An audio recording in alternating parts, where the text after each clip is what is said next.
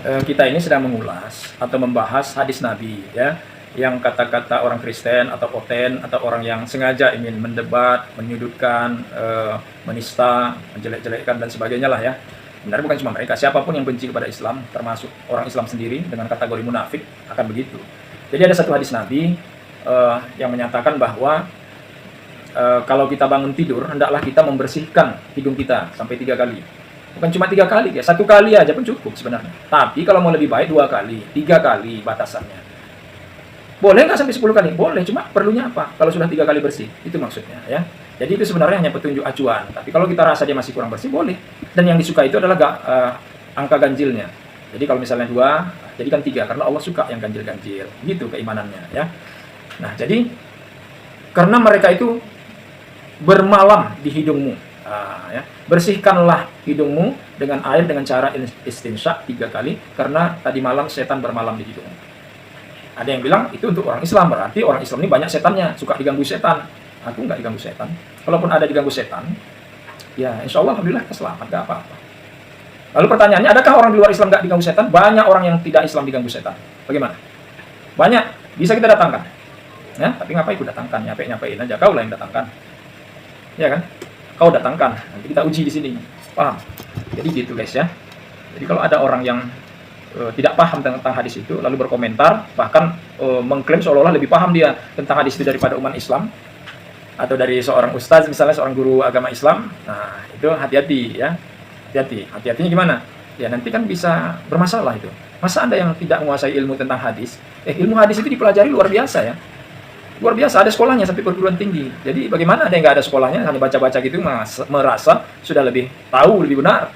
Padahal sebenarnya ujung-ujungnya Anda ingin menghujat. Anda ternyata ingin memurtadkan orang. Nah, itu yang saya katakan hati-hati. Itu berbahaya dan tidak baik. Oke guys?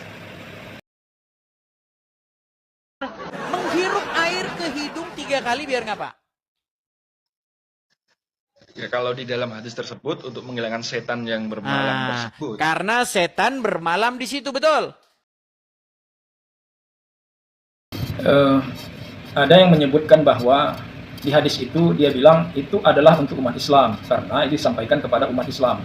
Nabi Muhammad itu sedang bicara dengan jemaahnya, dengan umatnya, yaitu umatnya umat Islam. Berarti hadis itu hanya untuk umat Islam. Tidak guys, ya, hadis itu berlaku universal untuk siapa saja. Jadi berarti raja orang kafir, ratu musyrik, ateis, pokoknya macam-macam. Gini ya, apapun agamanya, apapun suku bangsanya, apapun warna kulitnya, apapun pangkat dan jabatannya, badannya tinggi besar atau kecil, laki-laki maupun perempuan, siapapun, anak kecil maupun orang tua, atau anak ganteng maupun yang cantik, dan sebagainya. Semua berpotensi mengalami hal yang demikian. Jadi hadis itu universal untuk semuanya. Jadi semua orang, ya, setiap hari, tapi yang lebih paling nyaman bagi setan itu adalah setan suka bermalam di hidung manusia. Jadi hadis itu bukan hanya untuk orang Islam, walaupun disampaikan kepada jemaahnya ketika itu yang hadir memang orang Islam, hanya sahabat-sahabatnya. Tapi kemudian hadis itu disampaikan sebagai sebuah pelajaran dan untuk dipatuhi, diamalkan oleh umat Islam, terutama tentu umat Islam, ya, supaya umat Islam mendapatkan kebaikan. Kalau diamalkan oleh orang lain, bagus sekali, karena memang begitu kenyataan dan keadaannya. Kalau nggak percaya, silahkan buktikan. Kan itu saja guys, ya. Oke.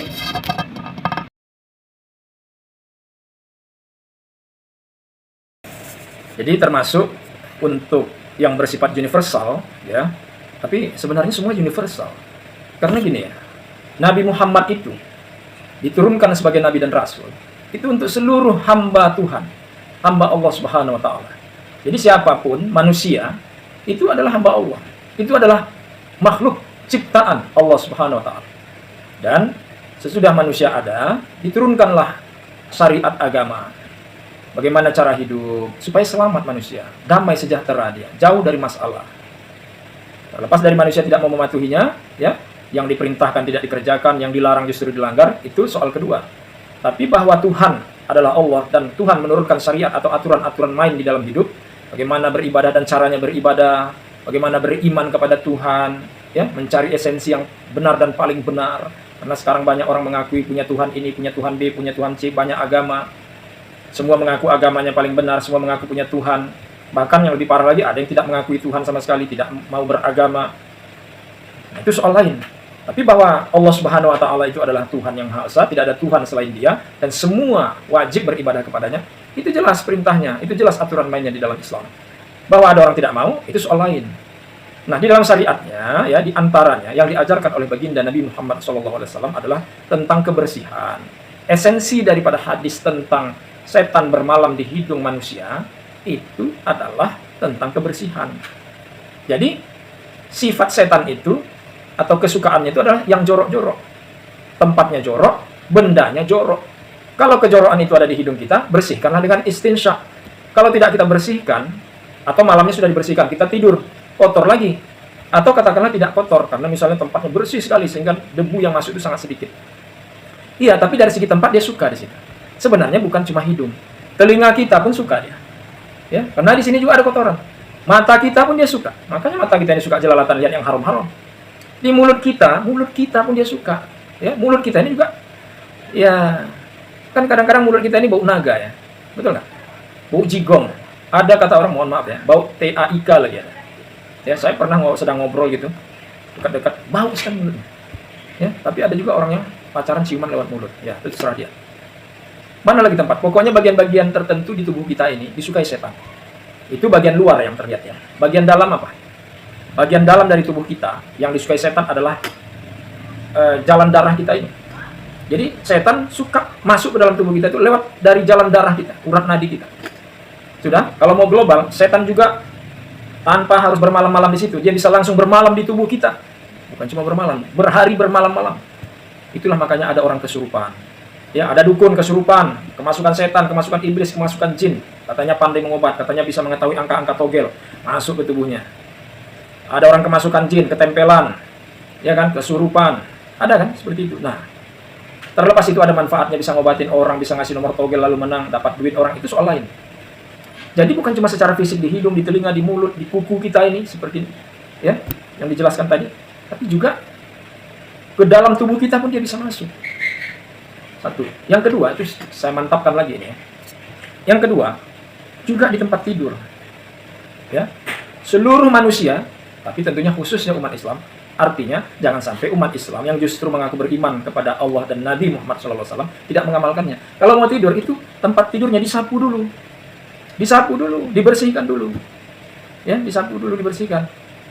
Tapi bagaimana kalau sudah dibersihkan? Kalau sudah dibersihkan ya sudahlah. Tapi itu kan zahirnya, batinnya apa? Jangan-jangan ada setan yang tidur di situ.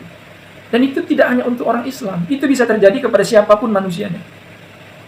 Ya. Itu kita baru cerita manusia ya.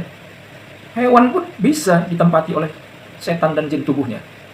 Benda-benda keris kita keramatkan, ya, benda-benda ya tombak dan lain sebagainya bisa dikeramatkan. Itu bisa masuk setan. Makanya katanya ada keris terbang, ada pedang terbang. Seperti itu, guys. Jadi kita bersihkan tempat tidurnya supaya setannya pergi. Nah, jadi sebenarnya ada dua pengertian setan ini. Satu sifatnya, bahwa setan itu suka yang jorok-jorok. Nah, tempat-tempat yang jorok itu kita bersihkan. Ya kan? Suka yang jorok-jorok itu sifatnya. Yang kedua, memang setan itu sendiri menyukai tempat-tempat itu walaupun dia sudah dibersihkan, dia bisa datang lagi. Paham? Dan itu berlaku bagi semuanya. Hadis itu berlaku untuk semua orang. Ah enggak, itu hanya untuk orang Islam. Buktinya disampaikan di hadapan orang Islam. Lah iyalah, disampaikan di hadapan umat Islam. Tapi nanti umat Islam akan menyampaikan pesan-pesan Nabi ke seluruh manusia, ke seluruh penjuru dunia. Siapa yang mengamalkannya akan mendapatkan kemaslahatan. Gitu guys, ya. Paham enggak?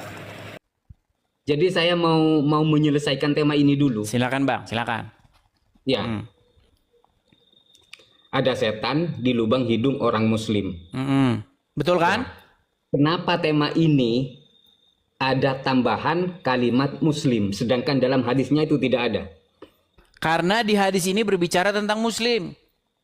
Kok bisa Bang Edis itu bilang berbicara tentang Muslim? Karena Sedangkan dalam Muhammad ngomongin itu pasti sama pengikutnya dan pengikutnya itu Muslim. Nggak mungkin Muhammad itu lagi ngomong sama orang Kristen. Mana berani dia ngomong begitu sama orang Kristen, sama orang Nasrani. ngomong itu kepada orang. Iya, Semua orang itu Muslim tidak. Loh, Bang Edis orang apa bukan? Bang, di dalam konteks Bang Edis ini orang apa bukan? saya orang. Orang. Berarti masuk dalam lingkup hadis tersebut. Tidak, karena apa? Karena saya bukan termasuk pengikut Muhammad. Bang, coba Dalam dengerin hadis pelan-pelan. tersebut- Pelan-pelan, Bang, pelan-pelan. Di sini Muhammad berbicara. Ya. Lawan bicaranya orang Muslim atau orang Nasrani? Gimana? Ketika Muhammad sedang berbicara jikalau kalian bangun tidur. Dia ngomong Ya. begitu, kalian di situ orang Nasrani atau orang Muslim? Orang Muslim. Orang Muslim. Jikalau kalian orang Muslim bangun tidur, maka hiruplah air, beristinsar namanya. Hirup air 3 kali, lalu dihembuskan lagi. Begitu kan? Seperti orang buang apa, buang ingus begitu. Nah, supaya apa? Karena setan bermalam di situ, betul? Betul. Artinya kalian semalam tidur bareng setan, betul? Betul. Betul. Makanya Bang, selama Anda jadi orang Muslim, selama itu pula Anda tidur dengan setan. Makanya Bang, datang kepada Yesus, jalan yang benar. Yesus berkata, akulah jalan dan kebenaran dan hidup. Makanya Yesus mengutus yang namanya Rohul Kudus, Roh Kudus. Kalau Roh Kudus itu tinggal di hati manusia, maka roh itu nanti yang akan membimbing dia, mengepalai dia, memimpin dia kepada jalan yang benar. Dia akan menginsapkan manusia, dia akan menginsapkan dunia. Sementara kalau Anda mengikut Muhammad, yang tidur di hidung Anda itu adalah syaitan. Tiap pagi Anda ambil air, bersihkan lagi, besok datang lagi, besok bersihkan lagi, balik lagi. Anda tak ubahnya seperti pegawai hotel yang membersihkan tempat tidur orang yang tidur di situ semalam. Tapi sayang 1000 sayang yang tidur syaitan. Bukankah ini seperti hidung Anda seperti hotel bintang 5 bagi syaitan dan Anda pegawainya? Coba. Ketika umat Muslim berwudu, membersihkan hidung, membersihkan mulut, itu setan sudah pergi. Oke, Tapi besok datang Anda, lagi. Bang Edis, Besok datang lagi. Anda, Bang Edis, tidak mengambil wudu, berarti setan tetap bersarang. Lu tidak, kami di dalam iman kami. Dengar, saya bacakan ya. Saya baca. Oh, gini aja, saya singkat aja. Di dalam iman kami, Bang, jikalau Roh Kudus itu tinggal di hati kami, yang memenuhi jiwa kami, yang memenuhi roh kami itu roh yang daripada Tuhan. Coba perhatikan dengan seksama, dengan teliti, dengan perhatian konsentrasi yang penuh, telinga fokus mendengar. Baca artinya, bahwa di situ tidak disebut kalau hadis ini ditujukan untuk orang Muslim. Tidak tendensius juga kepada salah seorang yang ditunjuk orangnya di situ, tidak. Salah seorang di antara kamu itu artinya berlaku untuk semua umat Nabi Muhammad. Berlaku juga untuk seluruh umat manusia. Jadi, poinnya sebenarnya di situ apa? Kondisi tubuh yang kotor, termasuk hidung, disukai oleh setan. Ya, andai pun hidung itu tidak kotor, artinya sudah dicuci, tapi berpotensi disukai oleh setan. Apalagi hidungnya kotor, termasuk bagian-bagian tubuh yang lain sebagaimana sudah dijelaskan. Oke ya.